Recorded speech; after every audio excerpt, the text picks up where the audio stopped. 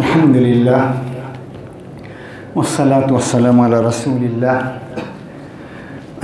وعلی آلہ وصحبہ ومن والاه۔ ہمارے شہر کے ذمہ دار اور ایک رفیق کار نے ہم سے کہا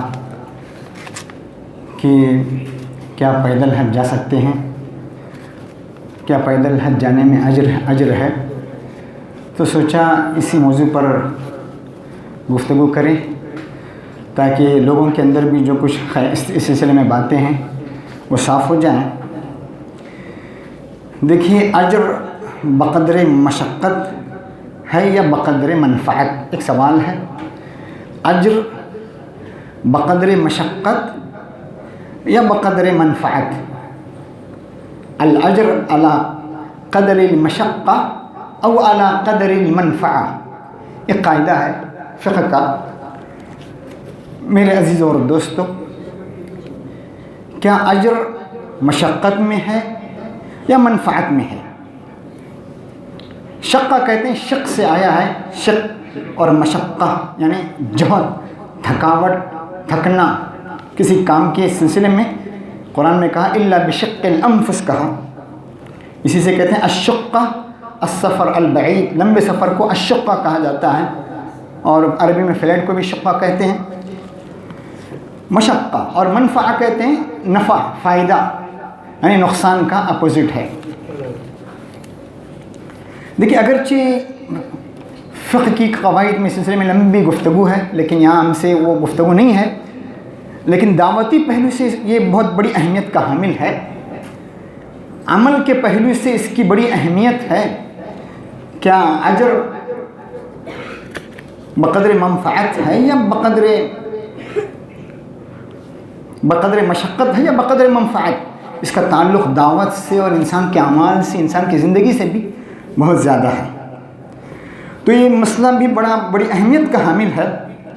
بے حساب مال خرچ کیے جاتے ہیں، کوششیں صرف کی جاتی ہیں، لیکن فائدہ کچھ حاصل نہیں ہوتا ہے، کم فائدہ حاصل ہوتا ہے۔ وہیں ڈھاک کے تین پات، یعنی بڑی کوششیں صرف ہوئی، بڑا مال صرف ہوا، فائدہ تھوڑا سا آیا۔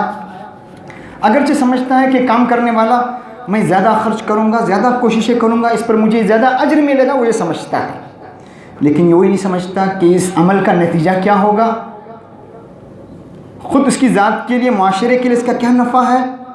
یہ کم لوگ سمجھتے ہیں۔ بعض دفعہ اس میں نفع کے بجائے نقصان ہو جاتا ہے، بعض دفعہ نقصان کی جگہ، یعنی فائدے کی جگہ نقصان ہو جاتا ہے، بگاڑ ہو جاتا ہے، آدمی سوچ سمجھ کر کام نہیں کرتا۔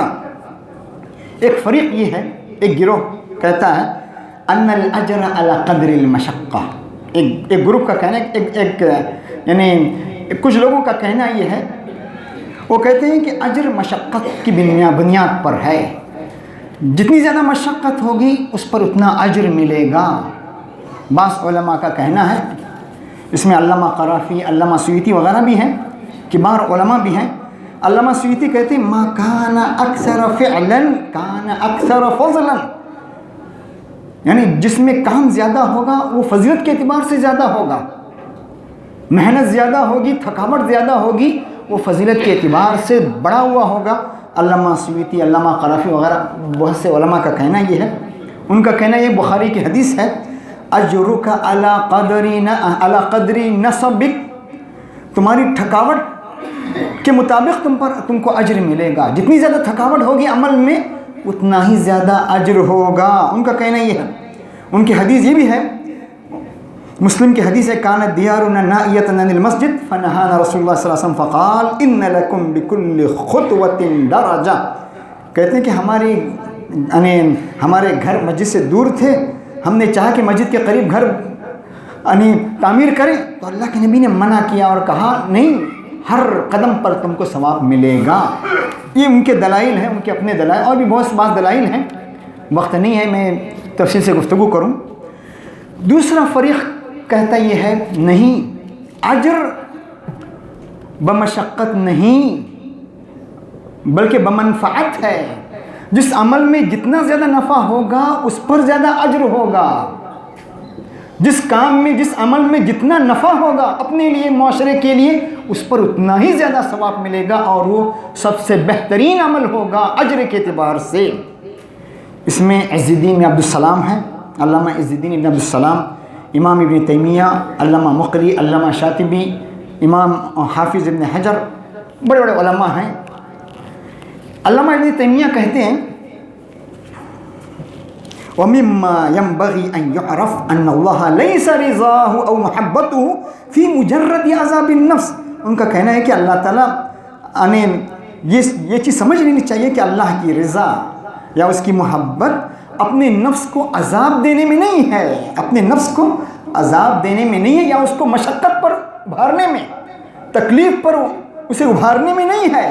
حتی یکون العمل کلما کان اشق، یہاں تک کہ جو عمل جتنا زیادہ بامشقت ہوگا کان افضل، وہ اتنا ہی زیادہ افضل ہو جائے، یہ بات نہیں ہے۔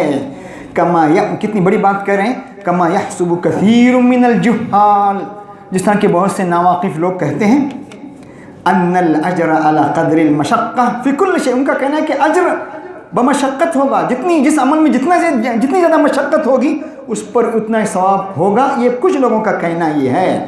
پھر کہتے ہیں لا، ہر امام ابن تیمیہ کہتے ہیں نہیں، ولیکن العجر علی قدر منفعت العمل، لیکن اجر بمنفعت ہوگا، جس عمل میں جتنا زیادہ نفع اور فائدہ ہوگا اس پر زیادہ ثواب ہوگا، ومصلحته وفائدته وعلى قدر طاعته امر اللہ، اللہ کے حکم اور اس کے رسول کے حکم کے مطابق جو عمل جتنا زیادہ قریب ہوگا اور یعنی زیادہ نفع ہوگا وہ زیادہ فائدہ مند ہوگا۔ پھر کہتے ہیں فَأَيُّ الْعَمَلَيْنِ كَانَ أَحْسَنَ فَأَيُّ الْعَمَلَيْنِ كَانَ أَحْسَنَ وَصَاحِبُهُ أَطْوَعَ وَأَتْبَعَ كَانَ أَفْضَلَ، کہتے ہیں جو عمل جتنا زیادہ اللہ کے نبی کی سنت کے قریب ہوگا وہیں زیادہ افضل ہوگا، وہیں زیادہ فائدہ مند ہوگا۔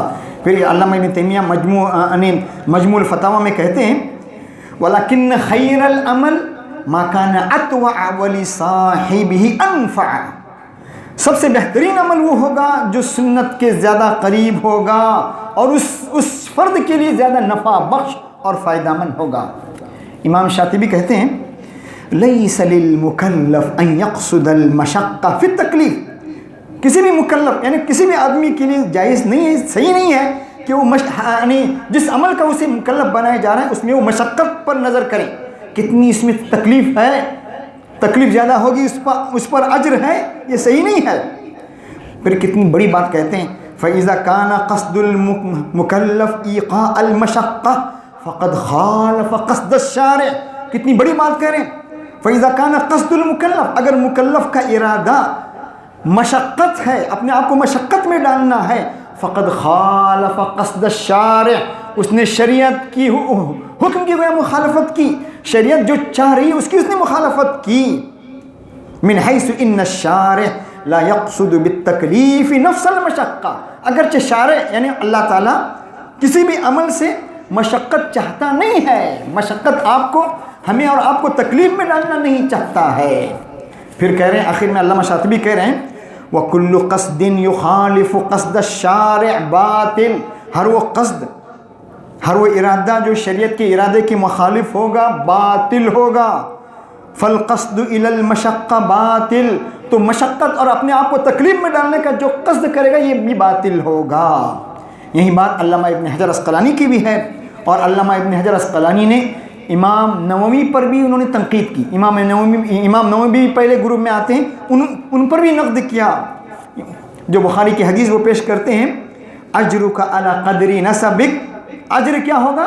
تھکاوٹ پر اجر ہوگا، جتنی زیادہ مشقت ہوگی اس پر اجر ہوگا، انہوں نے اس پر نقد کیا ہے۔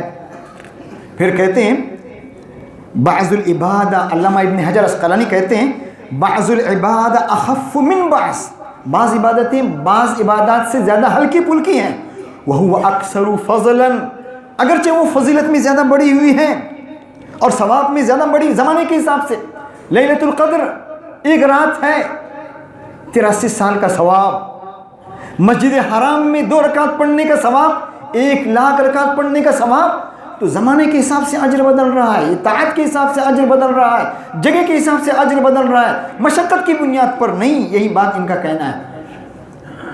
اسی طرح ان کا کہنا ہے کہ فرض نمازیں ہلکی پھلکی ہوتی ہیں، اس کے مقابلے میں نفل نمازیں طویل ہوتی ہیں، زیادہ رکعتیں ہوتی ہیں، لیکن افضل فجر کی نماز ہے۔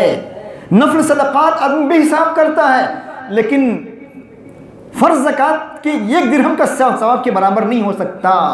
تو معلوم ہوا ان کے اپنے دلائل، اور بہت یعنی بہترین دلائل انہوں نے بیان کیے۔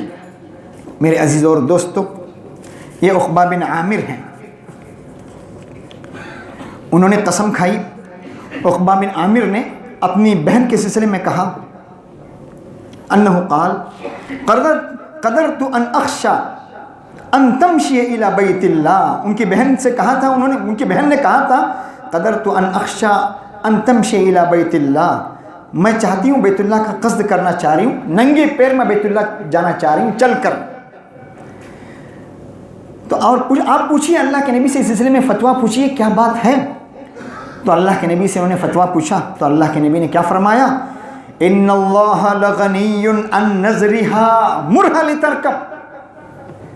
اللہ کے نبی نے فرمایا اللہ تعالیٰ اس کی اس نظر سے بے نیاز ہے، کہو سوار ہو کر جائیں حج میں سوار ہو کر جائیں، یہ کہہ رہے ہیں۔ انہوں نے نیت کی، انہوں نے کہا کہ میں نے نظر فرض ہوتا ہے، نظر پورا کرنا ضروری ہے، نظر ماننا ضروری ہے، لیکن انہوں نے کہا نظر مانی ہے میں پیدل بیت اللہ جاؤں گی۔ تو اللہ کے نبی نے کہا ان اللہ لغنی عن نظرها، اللہ اس کی نظر سے بے نیاز ہے، مرہا اس کے حکم دو اسے سوار ہو کر جائیں، سوار ہو کر جائیں۔ تو ہمارے اپنے بھائی سے کہا گیا آپ بیت اللہ، ہمارے اپنے بھائی سے پوچھا گیا آپ بیت اللہ چل کر جا رہے ہیں؟ تو انہوں نے کہا میں نے خواب میں دیکھا ہے کہ میں چل کر بیت اللہ جا رہا ہوں۔ اب غور کیجئے، خواب میں دیکھنا بیت اللہ جا رہا ہوں چل کر، اور یہاں کہہ رہے ہیں نظر ماننا، کتنا بڑا فرق ہے۔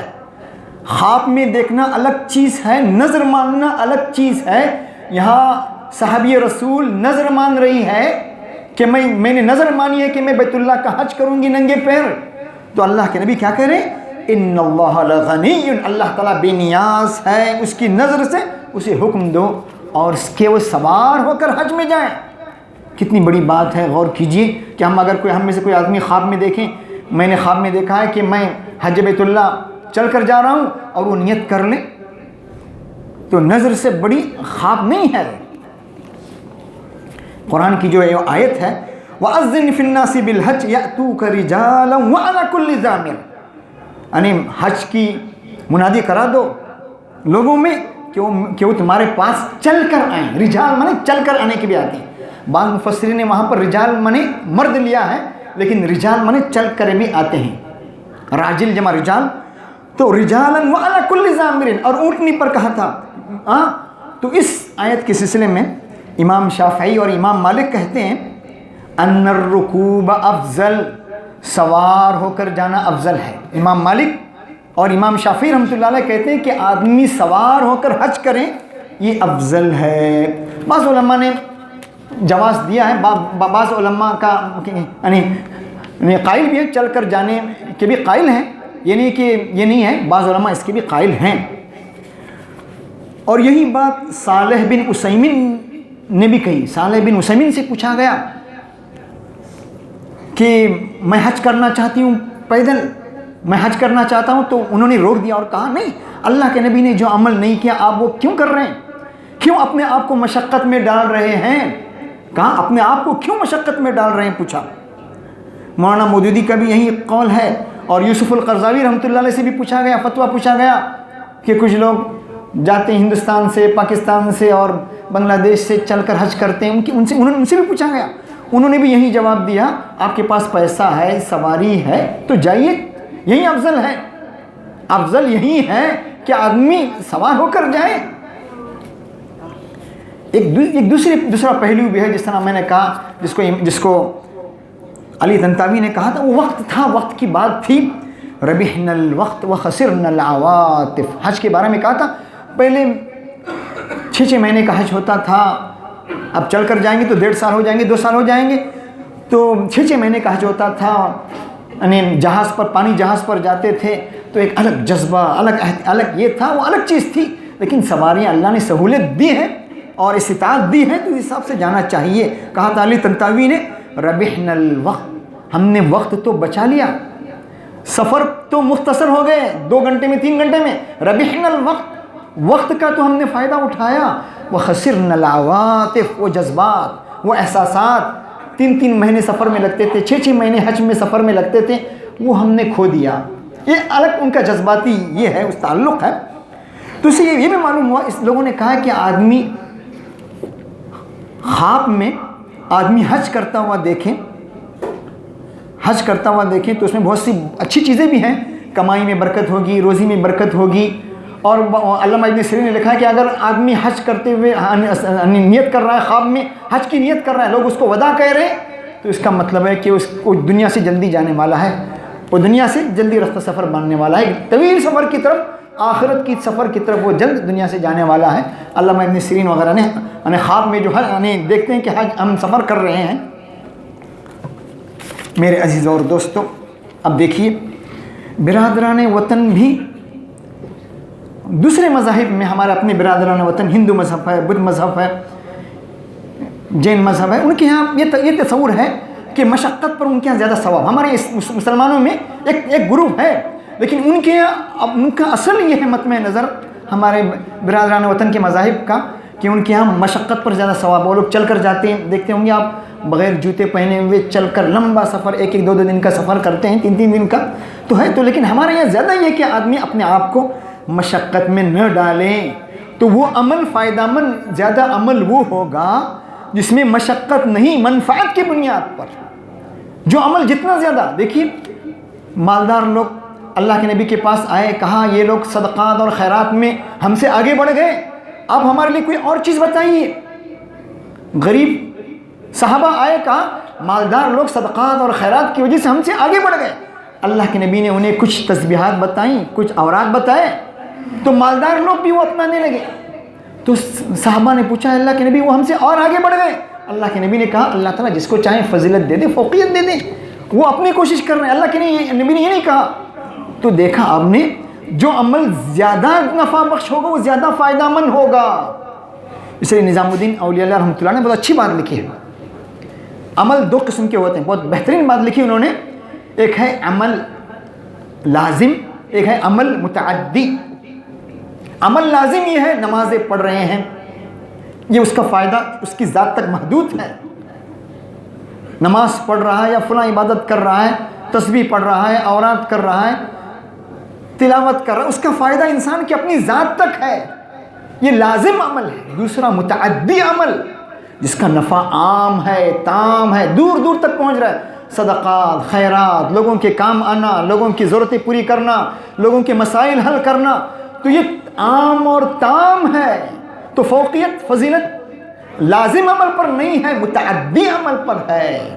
جو عمل جتنا زیادہ نفع بخش ہوگا اس کی اپنی ذات کے لیے بھی اور مخلوق خدا کے لیے بھی وہ اتنا ہی بہترین عمل ہوگا. اس لیے قرآن نے صاف کہا ما جعل اللہ علیکم فی الدین من حرج, اللہ نے تمہیں تنگی میں نہیں ڈالا ہے دین میں, تمہاری دین کی, تمہیں اللہ نے دین کے سلسلے میں تنگی میں نہیں ڈالا کہ ہم کہیں بھائی ہم زیادہ مشقت والا عمل کریں گے, یہ نہیں ہے. یرید اللہ بکم اليسر, اللہ تمہارے ساتھ آسانی کا معاملہ کرنا چاہتا, ولا یرید بکم العسر, اللہ تمہیں تنگی میں ڈالنا نہیں چاہتا. تو میرے عزیزوں, آج کے اس موضوع سے معلوم ہوا اور اہمیت کا حامل موضوع ہے کہ ہم سمجھتے ہیں کہ مشقت والا عمل زیادہ نفع بخش نہیں ہے, فائدہ بخش. زیادہ اجر اس عمل پر ہوگا جس میں زیادہ فائدہ ہوگا اس کے اپنی ذات کے لیے اور معاشرے کے لیے, نہ کہ وہ عمل جس میں زیادہ مشقت, تھکاوٹ اور تکلیف ہو, یہ نہیں ہے. تو یہ آج کے خطبے کا خلاصہ ہے. اللہ تعالیٰ مجھے بھی آپ کو بھی ان باتوں پر عمل کرنے کی توفیق دے. وآخر دعوانا الحمد للہ رب العالمین.